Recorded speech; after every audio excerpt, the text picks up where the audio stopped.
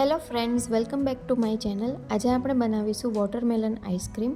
આપણે generally વોટરમેલનનું juice બનાવતા હોય છે કારણ કે તે વોટરી ફ્રૂટ છે, પાણીવાળું. પણ જનરલી આઈસ્ક્રીમ આપણે અવોઇડ કરતા હોઈએ છીએ. પણ આપણે આજે બનાવીશું એકદમ ક્રીમી, એકદમ યમ્મી વોટરમેલન આઈસ્ક્રીમ, જે તમે ફરાળમાં પણ ખાઈ શકશો. હમણાં મહાશિવરાત્રિ આવે છે તો તમે એમાં પણ એન્જોય કરી શકશો. ખૂબ જ ડિલિશિયસ છે અને બાળકોને પણ ખૂબ પસંદ આવે છે. તો ચલો આપણે ક્રીમી વોટરમેલન આઈસ્ક્રીમ બનાવવાની શરૂઆત કરીએ. સૌપ્રથમ મેં 1 લીટર દૂધ લીધેલું છે. તમે ફૂલ ફેટ મિલ્ક કોઈ બી લઈ શકો છો. આપણે તેને એક પેનમાં લઈ લઈશું અને તેને ગરમ કરશું. આવી રીતે થોડું ચલાવતા રહેશું જેથી દૂધ નીચે ચોંટી ના જાય. એક વખત આવી રીતે બોઇલ આવે, ઉભરો આવે એટલે આપણે તેની અંદર સુગર એડ કરવાની છે. અહીં મેં 200 ગ્રામ જેટલી ખાંડ લીધેલી છે. તમને વધારે સ્વીટ જોતું હોય તો એક પોઈન્ટ પર ટેસ્ટ કરી અને તમે સુગર એડ કરી શકો છો, પણ 200 ગ્રામનું માપ બરાબર છે. અને તેને સતત ચલાવતા રહેવાનું છે જેથી તે નીચે ચોંટી ના જાય. અને સાઈડની કિનારીમાં પણ જે દૂધ ચોંટતું જાય છે તેને પણ આપણે નીકાળતા રહેવાનું છે અને મિક્સ કરતા જવાનું છે. સતત દૂધ આપણે ચલાવશું તેથી તે નીચે ચોંટશે નહીં. હવે આપણું દૂધ થવા આવ્યું છે. 1 લીટર દૂધ છે તો અડધો લીટર જેટલું દૂધ થાય ત્યાં સુધી આપણે તેને ગરમ કરવાનું છે. આવી રીતે ચમચા પર તમે આવી રીતના એક લાઇન ડ્રો કરીને જોઈ શકો છો આપણું દૂધ રેડી છે. હવે તે થોડું ઠંડુ થવા દઈશું. આપણું આ કન્ડેન્સ મિલ્ક બનીને રેડી છે. થોડું ઠંડુ થાય પછી તેમાં આપણે 1/8 ટીસ્પૂન જેટલો બેકિંગ સોડા એડ કરવાનો છે, જેથી તે થોડા દિવસો સુધી સારો બી રહેશે અને તેનો કલર પણ સરસ આવશે. અહીં મેં એક 500 mlનું એક બાઉલ લીધેલું છે. તેની અંદર આપણે કન્ડેન્સ મિલ્ક એડ કરશું. તમે જોઈ શકો છો એક્ઝેક્ટ 500 ગ્રામ જેટલું આ મિલ્ક બનીને રેડી થયેલું છે. આ કન્ડેન્સ મિલ્કથી તમે ઘણી બધી કુલ્ફીઓ અને બીજા ઘણા બધા આઈસ્ક્રીમ પણ બનાવી શકો છો. હવે અહીં મેં એક મોટું તરબૂચ લીધેલું છે અને તેને હાફમાં કટ કરીશ. આમાં અડધાથી પોણા તરબૂચના ટુકડા મેં લીધેલા છે આઈસ્ક્રીમ બનાવવા માટે. તેને આવી રીતે ઝીણા કટ કરી લઈશું અને પછી તેને મિક્સર ગ્રાઇન્ડમાં આપણે ગ્રાઇન્ડ કરી લઈશું.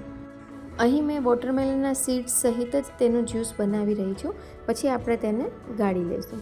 આવી રીતે 2 પાર્ટમાં આપણે જ્યુસ રેડી કરી લઈશું.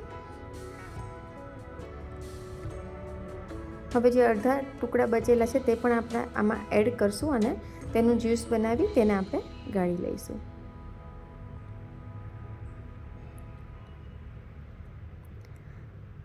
હવે આપણે તેને ફરીથી મિક્સર ગ્રાઇન્ડમાં ગ્રાઇન્ડ કરશું. અહીં મેં અડધું જેટલો જ્યુસ એડ કરેલું છે અને તેમાં અડધા કપ મિલ્ક પાવડર એડ કરેલો છે, જેનાથી આનો ટેસ્ટ બહુ જ સરસ આવશે. અને આપણે તેને ગ્રાઇન્ડ કરી લઈશું. હવે તેને એક બાઉલમાં કાઢી લઈશું અને જે બીજું અડધું વોટરમેલનનું જ્યુસ બચ્યું છે તે અને કન્ડેન્સ મિલ્ક આપણે જે રેડી કરેલું છે તે બંને મિક્સ કરી અને તેને આપણે ગ્રાઇન્ડ કરી લઈશું.